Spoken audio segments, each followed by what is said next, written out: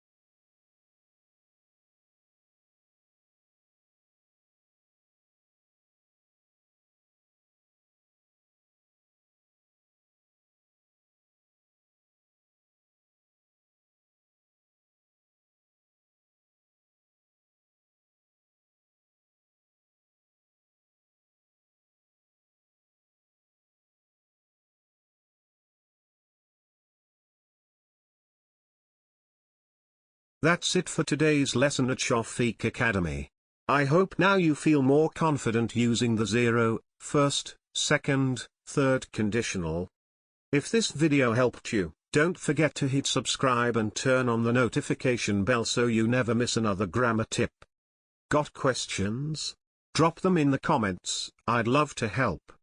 Until next time, keep practicing, keep improving, and remember, every small step brings you closer to fluency. Thank you.